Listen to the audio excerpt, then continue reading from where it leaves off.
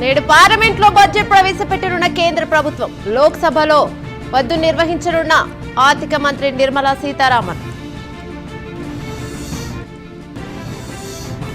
YCP నేత Ambati Rambabu arrest. CM చంద్రబాబుపై అనుచిత వ్యాఖ్యల కేసులో అరెస్ట్.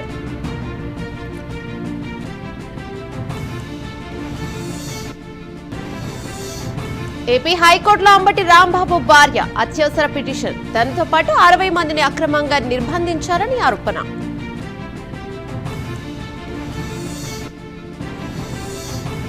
అంబటి కామెంట్స్ పై టీడీపీ నేతల ఫైర్. ఇష్టానుసారం మాట్లాడితే ఊరుకునేది లేదని హెచ్చరిక.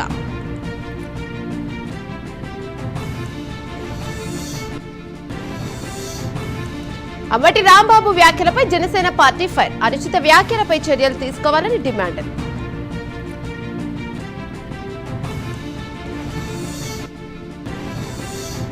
కుప్పంలో సీఎం చంద్రబాబు 3వ రోజు పర్యటన. టీడీపీ నేతలు కార్యకర్తలతో నేడు ముఖ్యమంత్రి సమావేశం.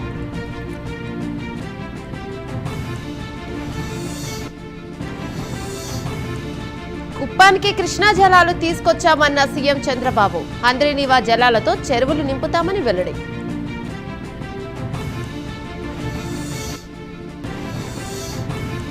సీఎంపై అంబటి రాంబాబు వ్యాఖ్యలు అత్యంత హేయం. బేషరతుగా క్షమాపణ చెప్పాలని మంత్రి కందుల డిమాండ్.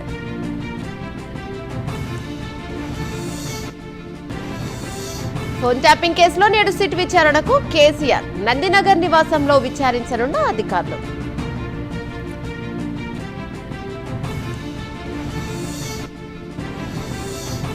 కేసీఆర్ ను సిట్ విచారణకు పిలవడం పట్ల బీఆర్ఎస్ ఫైర్. ఇవాళ రాష్ట్ర వ్యాప్త ఆందోళనకు పిలుపు.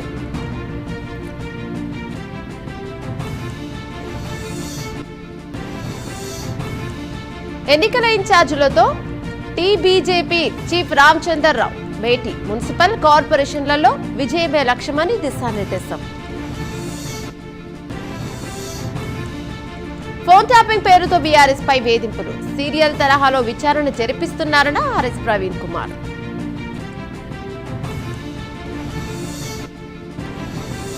అమెరికాలో సీఎం రేవంత్ చివరి రోజు పర్యటన. విశ్వవిద్యాలయాల పూర్వ విద్యార్థులతో సమావేశం.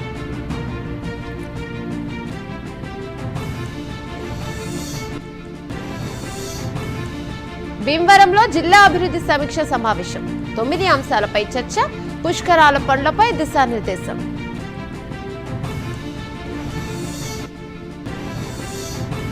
కరీంనగర్ జిల్లా నేతలతో బండి సంజయ్ సమావేశం. మేయర్ 3 చైర్మన్ పీఠాలు బీజేపీవేనని ధీమా.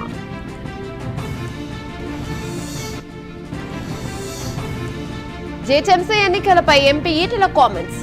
ఎప్పుడు జరుగుతాయో తెలియని అయోమయం నెలకొందని విమర్శలు.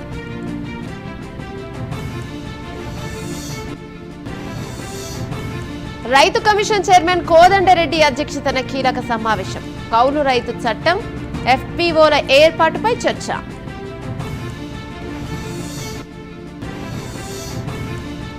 ముగిసిన మేడారం మహాజాతర. వనప్రవేశం చేసిన వనదేవతలు.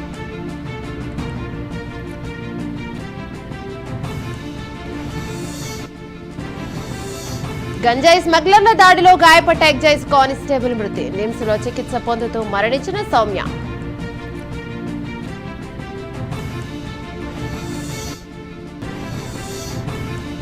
మహారాష్ట్ర తొలి మహిళా డిప్యూటీ సీఎంగా సునేత్ర పవార్. ప్రమాణ స్వీకారం చేయించిన గవర్నర్ ఆచార్య దేవవ్రత్. ప్రముఖ క్యాన్సర్ వైద్యులు నోరి దత్తాత్రేయుడికి మెగాస్టార్ సత్కారం. పద్మభూషణ్ పురస్కారం అందుకున్నందుకు చిరు శుభాకాంక్షలు. ఏప్రిల్ 30 నాటికి అయోధ్య రామాలయం నిర్మాణాలు పూర్తి. దాదాపు 1900 కోట్ల వ్యయమవుతున్నట్లు అంచనా.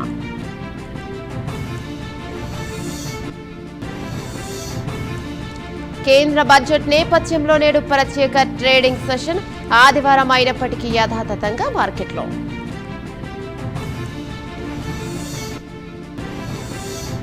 భారీగా పతనమైన బంగారం వెండి ధరలు. ఒక్క రోజులో దాదాపు 22,000 తగ్గిన బంగారం.